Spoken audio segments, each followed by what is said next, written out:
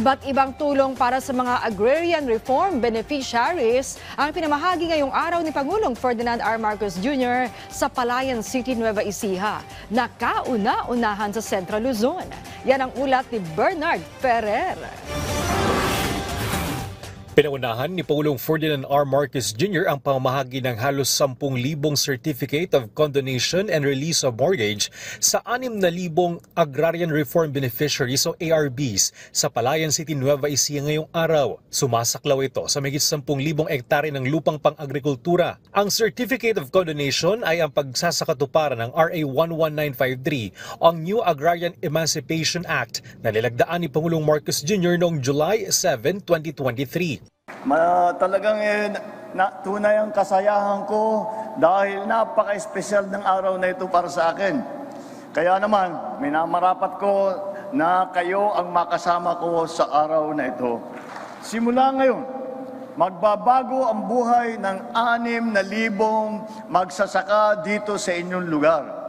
Ito po ay 6,000 dahil ito po, 6,000 lang yung kasya rito.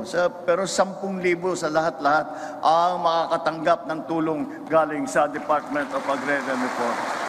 Inaasang makakalibre na ang mga benepisyaryo sa pagbabayad ng kabuang 277 million pesos na itinakda ng batas. Pagkakataon din ito ng mga benepisyaryo na gawing mas produktibo ang kanilang mga sakahan na magreresulta sa financial security at food supply chain security. Ang pamamahagi ng Certificate of Condonation sa Nueva Ecija ang kauna-unahan sa Central Luzon. Kami po'y naniniwala na sa pagwawalang bisa ng pagkakautang na ito ay giginhawa ang buhay ng ating mga benepisyaryo. Hindi na kayo mangangamba sa pagbayad sa amortisasyon. Hindi na kayo matatakot na mawala pa ang lupang pinagkukunan ninyo ng pantustos sa araw-araw. Ayon kay Pangulong Marcos Jr., mahigit 5 dekada na ang nakararaan nang nilagdaan ng kanyang amang si dating Pangulong Ferdinand E. Marcos Sr. ang Presidential Decree No. 27, kaya desidido siyang tapusin ang lahat ng Agrarian Reform Program bago matapos ang kanyang termino. Noong nasimulan itong Agrarian Reform Program, ang kalihim po noong panahon ng aking ama ng Department of Agrarian Reform ay ang lolo po ng ating kalihim ngayon, si Lolo Condring Estrella. At siya ang dear, sabi namin, nung ako'y umupo, isa siya sa una na nakausap ko, sabi ko, kailangan naman nakakahiya sa ating mga ninuno na hindi natin matapos ang programang sinimulan nila. Kaya talaga, desidido kami, tatapusin po namin lahat ng Agrarian Reform Program bago matapos ako bilang Pangulo. Inanunsyo rin ni Pangulong Marcos Jr. ang 41 milyong pisong halaga ng agri-credit checks sa mahigit 400 benepisyaryo.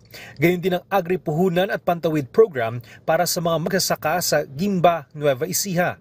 Bukod pa dito, ang 1.3 billion pesos ay pagkakaloob sa mahigit 200 at 60,000 nangangailangan ng ayuda sa Kapos ang Kita Program o AKAP, habang nasa mahigit 300 milyong pisong pondo rin ang inilaan ng Office of the President para gawing libre ang serbisyo ng mga pampublikong Treasury Hospital sa bansa. Bernard Ferrer para sa Pambansang TV sa Bagong Pilipinas.